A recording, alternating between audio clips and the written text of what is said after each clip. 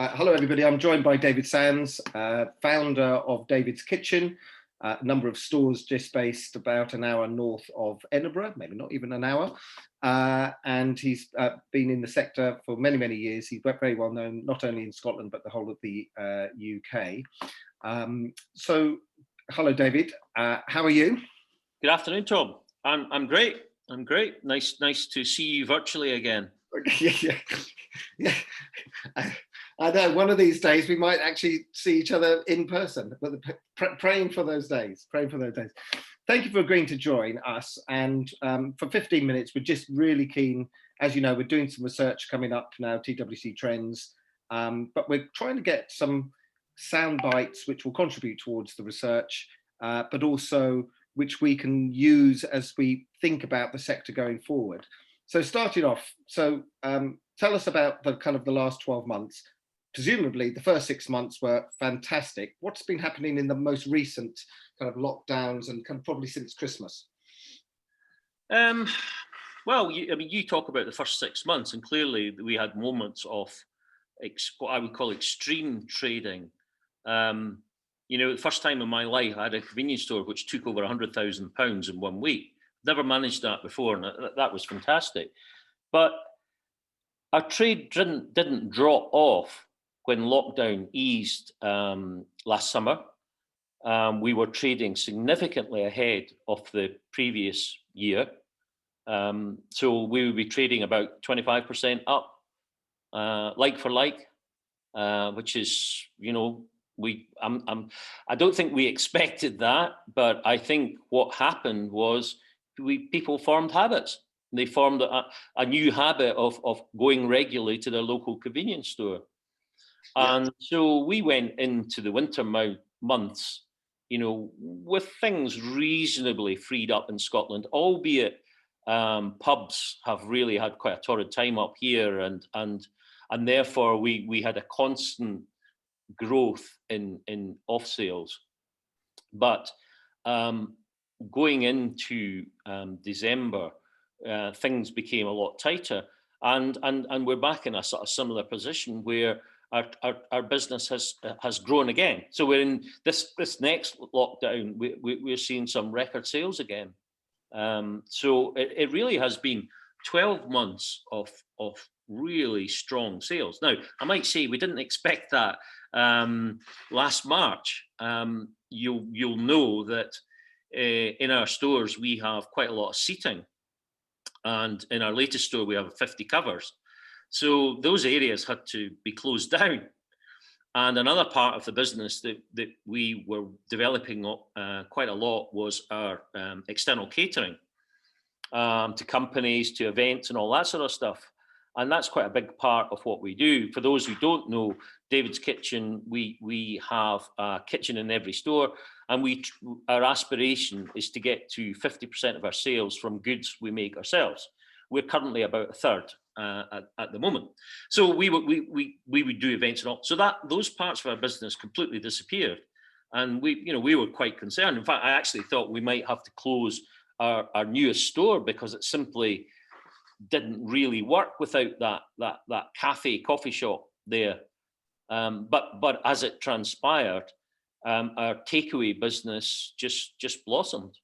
So about last October, November time, TWC did some consumer research, and what we asked is whether consumers would be interested in stores to come a bit more of like a hybrid store, not just a traditional convenience store with a little bit of food to go, but an actual hybrid outlet where there is almost restaurants, maybe restaurants is too strong a word, but where clearly food service and convenience are really merged together. You've been doing that for a number of years in these stores, and actually started off in your previous business. Presumably this is going to become more and more of a focus for you as you really try and increase your food service participation in stores. Yeah, Tom, I mean, it's really quite simple. A good friend of mine simplified it for me in my mind, Scott Annan. And Scott makes the point that we all eat 3 times a day. But a lot of convenience stores kind of focus on the things we do less often. So we might buy a bottle of wine or 2 a week.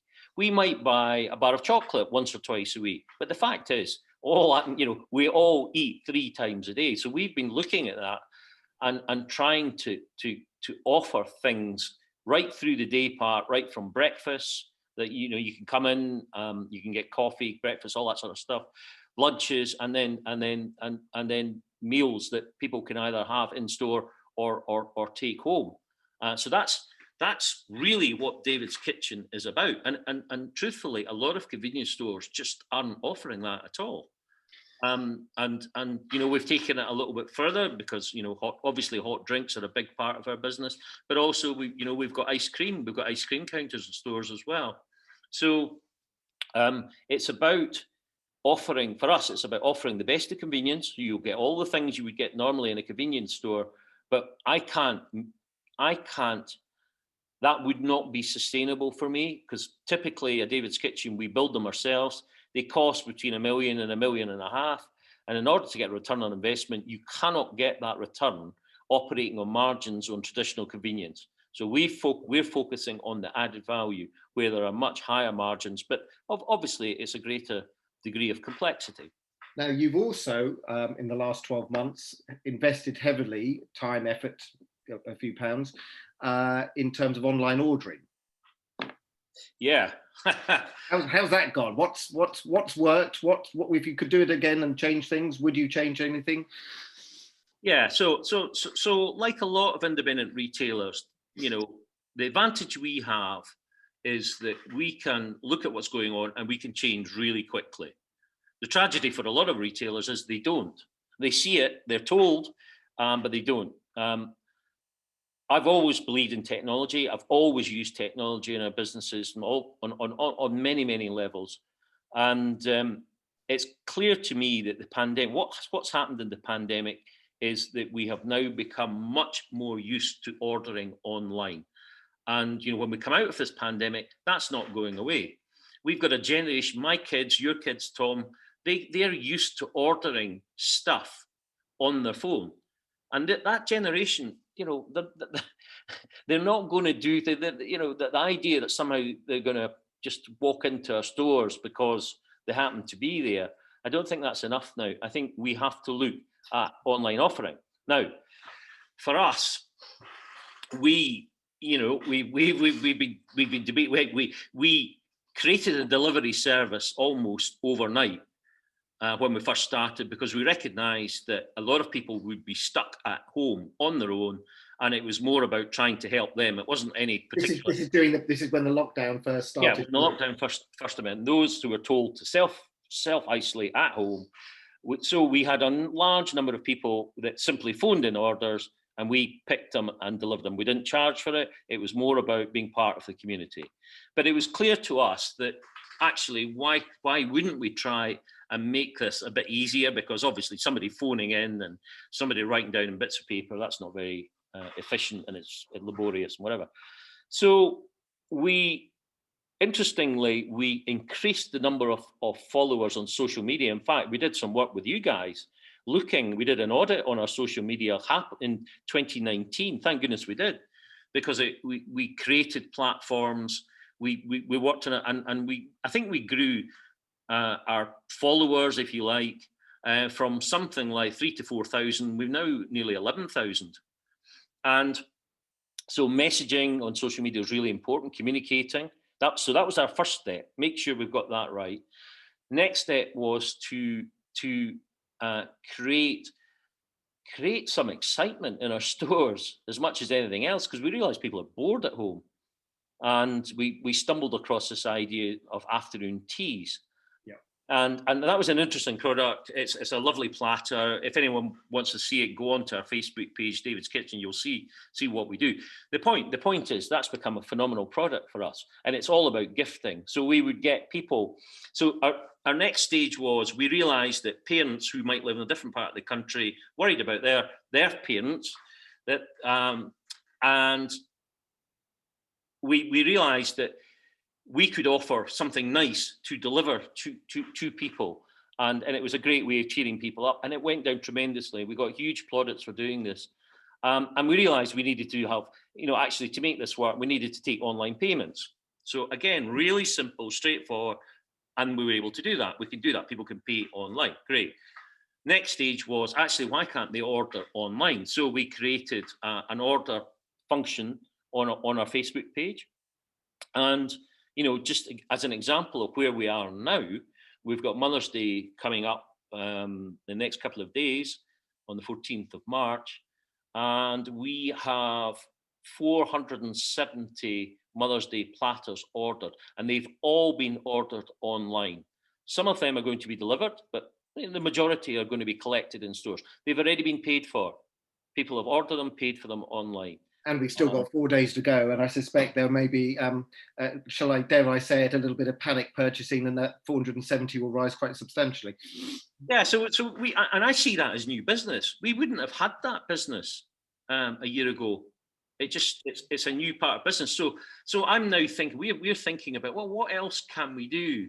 Because there's sometimes, you worry about wastage and all that sort of stuff you can't predict. But we were discussing what else could we do. For instance, we get a great weekend's weather. Wouldn't we put up 2 days beforehand? Look, it's going to be great weather this weekend. We're going to do a barbecue pack for you. It'll be a pack for 6 people, 12 people, whatever. And we can pre-order that and work with our supplier. So there's no wastage to us. We're making it easy for our customers. And there's a whole series of things, actually, when you look at the calendar of events over the year. And we can do it all online. So we know exactly what we're doing, and we're creating a new business. And clearly, the people that are coming in for those platters on Sunday to collect them have got Mother's Day on their mind. We will make sure that there'll be flowers in front of them, there'll be chocolates, there'll be bottles of wine, everything else. So I think there'll be additional sales from that. So, what have we invested? In order to get to the point we are now, we've probably invested about £15,000 to get to that point. But that's across 4 stores, isn't it? Yeah. But, Tom, it's not about the cost. That's relatively insignificant. It's about the willingness to try stuff and accept that sometimes it doesn't work. And, we've done plenty of things this past year that hasn't worked, and that's fine. We learn, we move on from it. But I'm clear that going forward, online ordering will be a key part of what we do. The fact that we are currently only doing it for our food service area, maybe that's the right thing for us. The headache is delivery. I think that's difficult for people who maybe want to discuss that, but that's a challenge. Yeah. But yeah, I foresee a future where it will be the norm for a proportion of the population to order on their smartphones and expect things from their convenience store and them to be delivered within about half an hour. That's really what we have to. And, if people think that's far-fetched, you need to understand that the supermarkets aren't our competition anymore. It's Amazon and online. Amazon are going to go into this in a big way, and they are really good at it. And as an industry, we don't talk about Amazon. We never talk about Amazon. We talk about Tesco and Sainsbury's and everything else. It's a bugbear of mine, but this preoccupation about seeing supermarkets as our competition. But we can talk about that in a second. Let's talk about Amazon just for two seconds. They talk about, and if you look at any articles written by them, if you see any speech by ex-executives who've been with the business and left, and what they say is, obviously it's a phenomenal success story, but actually their success is down to kind of 3 really simple things. Number 1, absolutely, and the word they use is obsess, or obsession with customer service, customer retention, looking after your customers. Your customer is king. That's the first thing. Second thing is the amount of data that they have, but then utilize. And we think it's all about kind of people in white coats and rocket scientists. And I've seen people say, actually, what we try and do is just try and put people into various pots and various pools and say, people like that, then they generally like buying these kinds of things. And let's just give them those kinds of things. So utilization of data is absolutely crucial to them. It's their engine. And thirdly, the way that they operate is digital, and to make it as simple and as easy and as seamless as humanly possible. It sounds like David's Kitchen is trying to, on a smaller kind of localized scale, or maybe doing it without necessarily thinking about it, but you're trying to adopt all of those three things by A, putting your customers at first. Two, if you're now building up a huge database, and presumably you can start mining that and understanding habits and trends and things like that. And thirdly, making it digital. Is that kind of where you're going with some of this? Yeah, I mean, the more I think about it, I think what we have to focus on is the vicinity of our stores, not get hung up on, people 10 miles away, within a 2-mile radius. How can we get it to the point that somebody can order and receive and be happy with that order within 30 minutes? I think that's where we have to be. That's the aim. And then the next stage on that, or part and included in that, is then, a customer like you, Tom, who always buys his wife a lovely bottle of champagne on a Friday night. If I haven't received your order, I might send you a prompt saying, Tom, are you remembering the champagne you normally buy? And I should be sending that to you about 3:00 on a Friday afternoon. And you saying, well, thank you, David, for reminding me about it. Thank you, David's Kitchen, for reminding me about that. That's where we need to be. Yeah. And that's a clever use. If we also know it's your birthday or all of that stuff, then, we can tailor stuff around that even better. One of the things you talked about a few minutes ago was the younger generations. Your kids, my kids, we're used to, they're all used to buying things online. One of the things which all the stats over the years I've been looking at is convenience stores are very, very good at attracting middle-aged consumers, older consumers, mature consumers. Actually, young kids don't really shop in convenience stores for any number of reasons. Coming back to where online could sit, presumably online extends your catchment reach, but also attracts customers who wouldn't necessarily think that convenience stores are cool or places for them. Well, I mean, to maybe put this in a bit of context, my oldest son, Dougal, has started university, and being a canny Scot, he's discovered Wetherspoon pubs, or he had discovered them. They're now closed, of course, up in Scotland. But when he discovered them, he encouraged me to get the Wetherspoon app, because not only could they order at the table and have the drinks brought at a relatively modest price to the table, he could also send me a message encouraging me to actually buy the round. So I mean, it occurred to me that actually, might people, could we do that in convenience stores where our kids are at university and actually, oh, they're going into David's Kitchen, oh, well, they'll be buying good, healthy things, I'll pay for that. Could we do that? This is what we need to start thinking about. And of course, the problem is that you and I are far too old for all of this now, Tom. And how many marketing teams have early 20s people saying, look, well, can we do this? Can we do that? It seems to me that the technology is absolutely doable. It's buying the technology is quite it doesn't cost a lot. And here's the great advantage. We can do this stuff really quickly, and we can be ahead of our traditional competition, if not at least keeping up with Amazon. But the danger is that a lot of convenience stores, I think, will have had quite a good year, and they will just slump back into what they were doing before, the kind of soft drinks, cigarettes, confectionery, all that kind of stuff. The other aspect that might happen in the future is that Amazon might sell some of these services to C-store. I mean, clearly they've developed technology for not having till points. Now, might they sell that technology to me or lease it or whatever? That would make it interesting. That would make me interested in looking at different locations. Yeah. There's and I do wonder. You ask where does all this go? I do wonder at supermarket convenience stores now, and I do, I visit them. I visit these stores a lot. They haven't changed very much in quite a long time. Now, either they're going to have to get smart using technology, or they're probably in quite a perilous position, because I'm not sure that young people want to shop there either. Your kitchens are a huge asset for you already at the moment. Could you utilize them more? I mean, could you create a number of, you operate just under David's Kitchen at the moment, don't you? Could you create sub-brands, Oriental food, a curry brand, that kind of thing? Is that something you're thinking about, dark kitchens?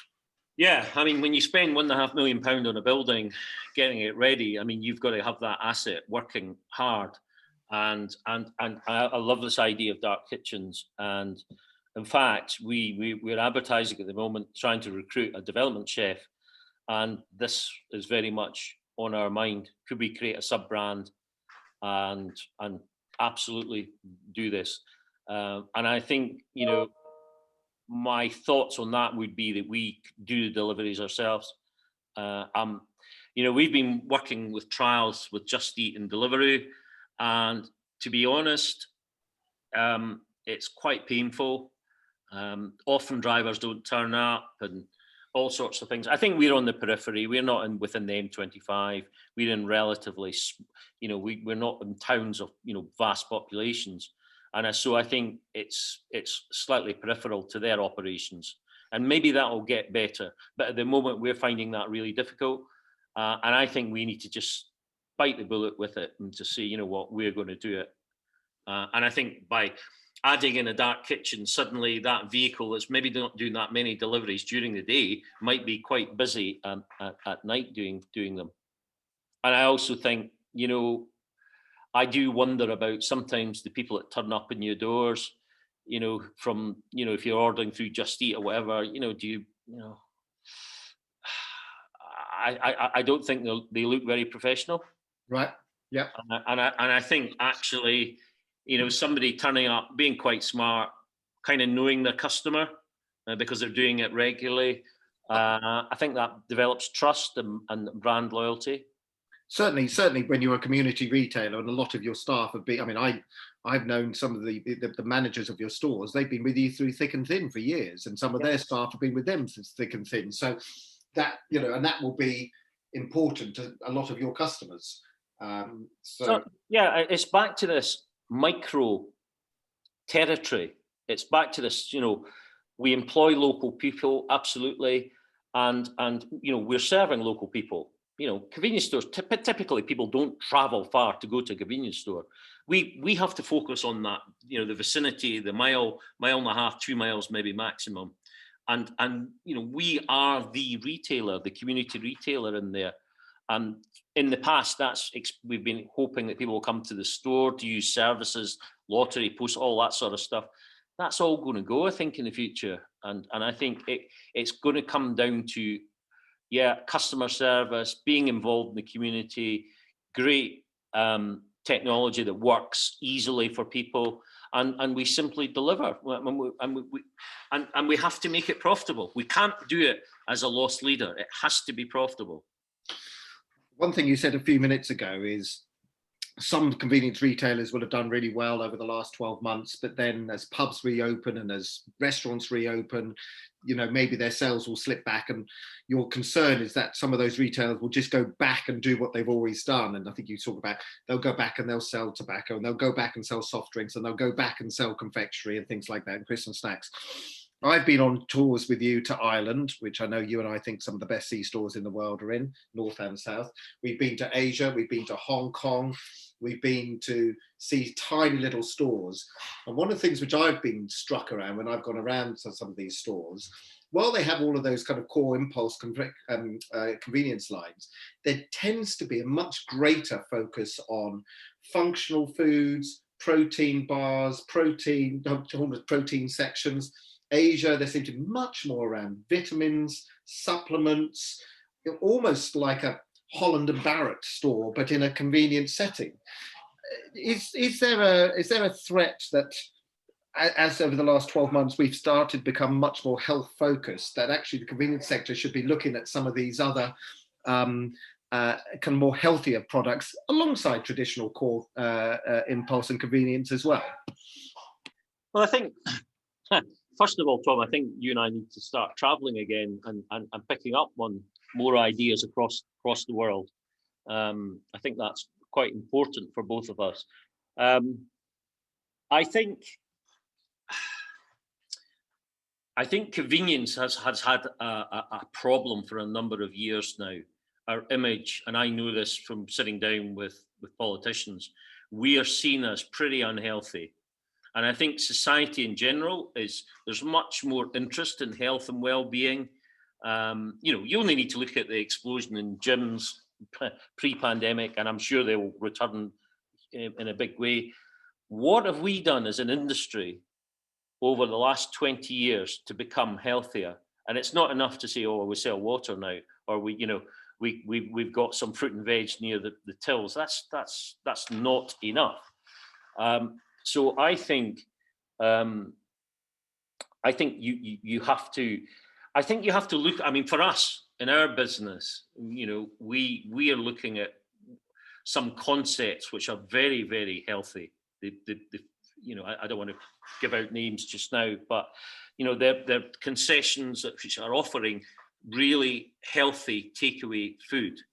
And funnily enough, I was looking at a business local to us that concentrate on foods mainly for people who go to gyms, who want that protein and salad and all that sort of stuff. And I was thinking to myself, why don't we buy that business? Because we could add in that brand into our stores, and we could be seen as the destination for that kind of food. I don't think there's been a serious discussion in our industry for years about how do we get into health and well-being. I mean, here's the obvious thing. We've all read loads and loads about COVID and how to look after ourselves and everything else. Seems to me a really easy one is you take a vitamin D tablet every day. That's going to help. Most of us, if you live in the far north, you don't get a lot of sunlight. So, why would we not be? I mean, we're selling aspirin. Why would we not be selling vitamin D? We don't. Why do we not do that? And what else? What else in that whole health and well-being might we be selling? And might that be something that actually we put onto our online platform? As a kind of an additional sale, a different business. We might not even have it on the shelf. It might be, if you want it, we'll deliver it to you, or you can collect it, or whatever. And then you start into a whole new world of, well, what else could I then sell and get to people?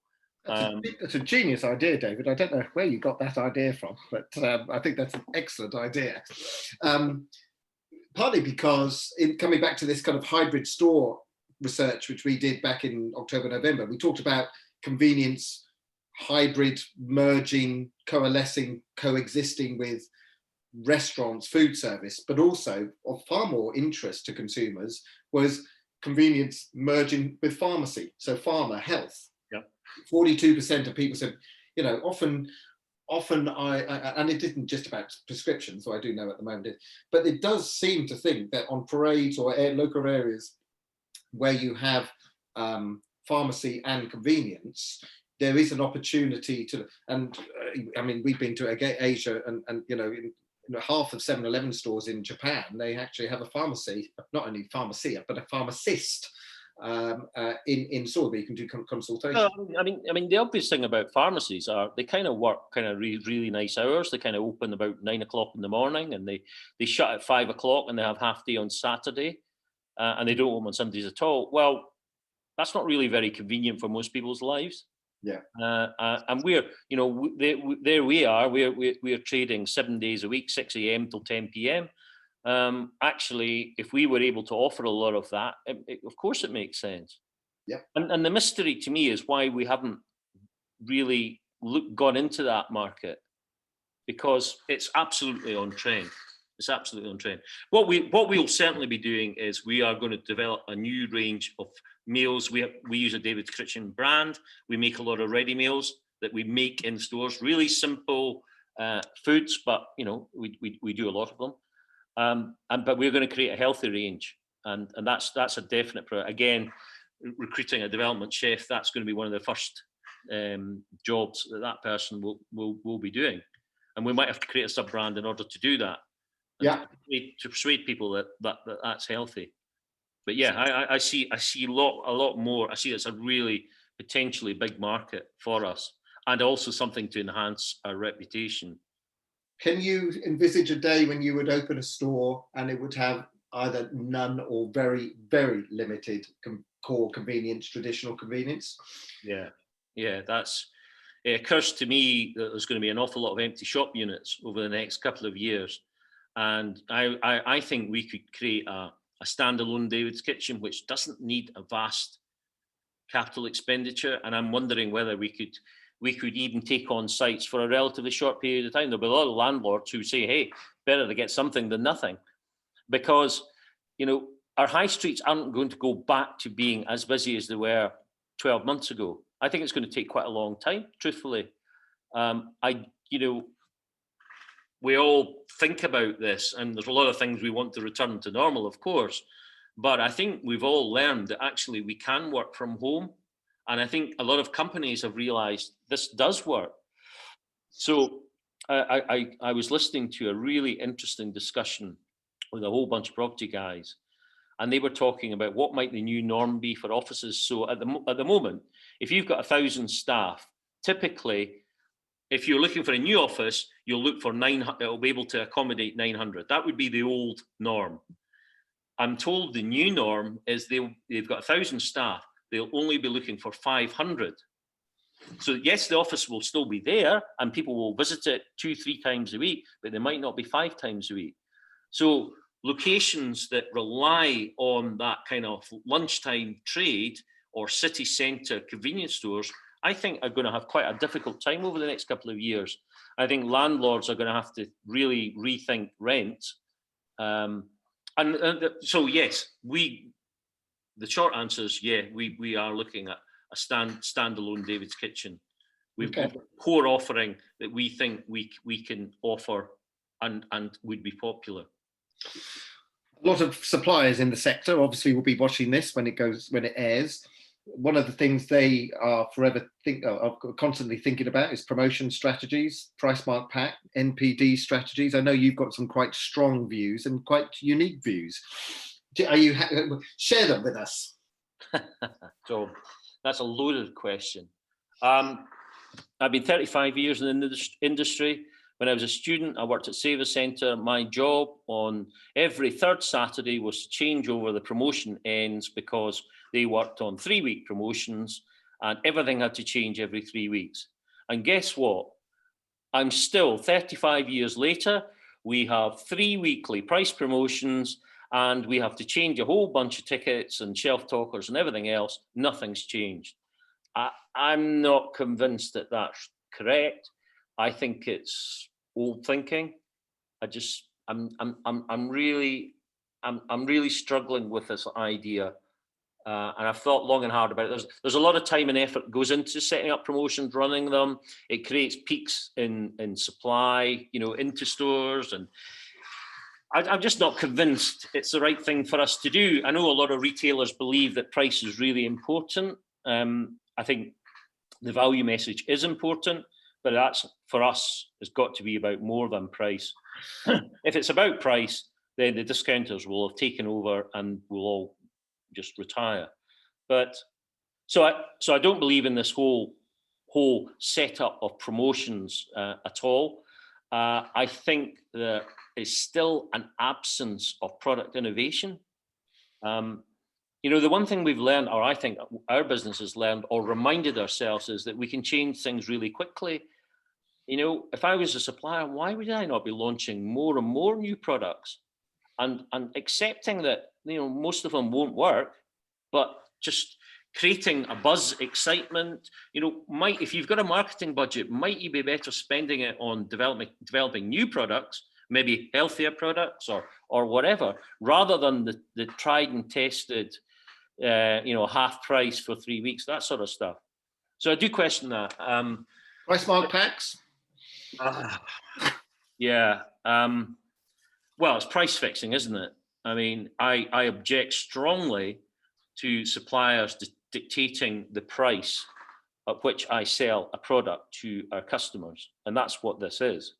And worse than that, in my experience, as a retailer, you don't make more margin selling a price mark part, you typically make less margin. I've got a real bugbear at the moment with a Scottish soft drink supplier who seems to have, if you don't want the price mark pack, you're going to have to pay significantly more for the non-price mark pack.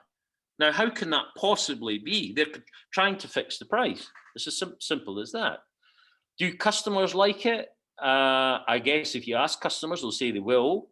But I think personally, you just need to make sure the product's on the shelf and they'll buy it. And the retailer, should decide the price of the product. How about this as a compromise?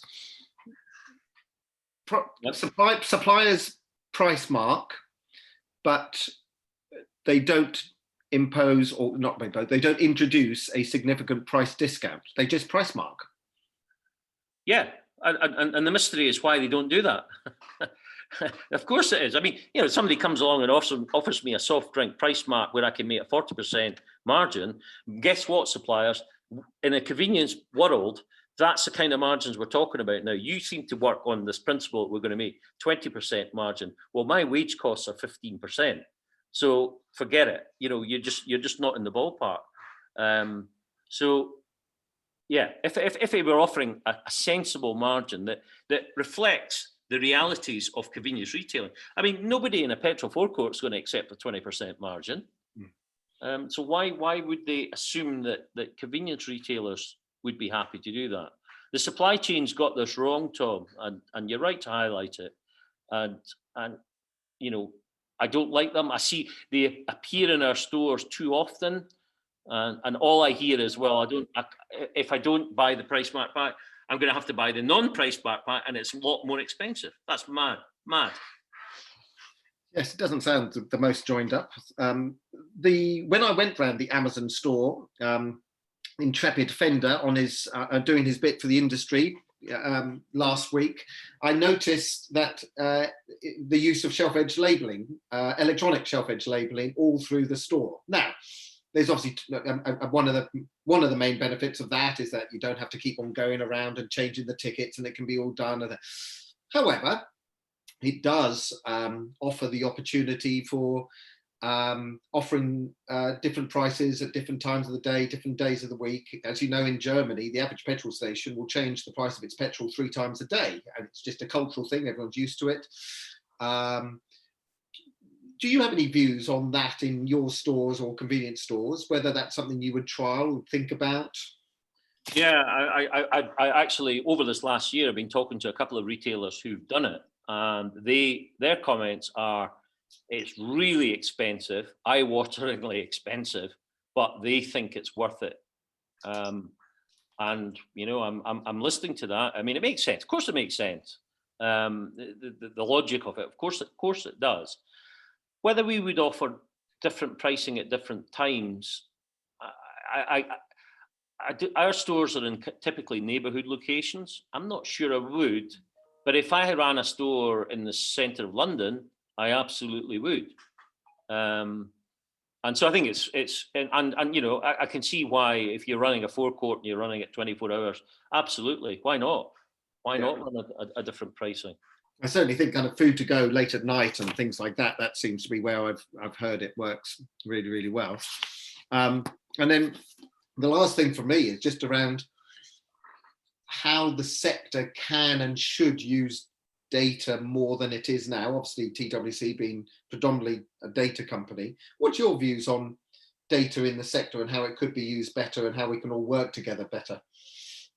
Well, I mean, Tom, you know that before I sold my last business, I wanted to employ a data analyst, because we had all this data, all this EPOS data, that really we were looking at kind of sales, and we were looking at wastage reports, really superficial stuff, but I suppose important at the time. But the reality is the industry in the last 10 years, we're still at the point where we have all this data sitting there on servers that might be really interesting. We might get real insights, and yet I don't seem to be able to do that. Yeah, we've got lots of different reports, but I think you only need to look at the success of businesses who've used data. I mean, Tesco and the Club Card would be the classic example. They built up a database of customers. They know what people buy, and they can tailor their offers accordingly. Amazon do it now. Google do it all the time. You know, we need to get better at this. We need to find an affordable way of getting insights from what our customers are doing in stores. You know, many years ago, I signed up to customer research information, and you know, at the time, I was a small business compared to everyone else who was in there, but I mean, I got real insights. I mean, I changed the strategy of my business changed as a result of that, and I suspect within my current data just now, there will be nuggets of information I'm not aware of that if I was aware of, I could make a better business, and I'm not doing that, and that's a frustration.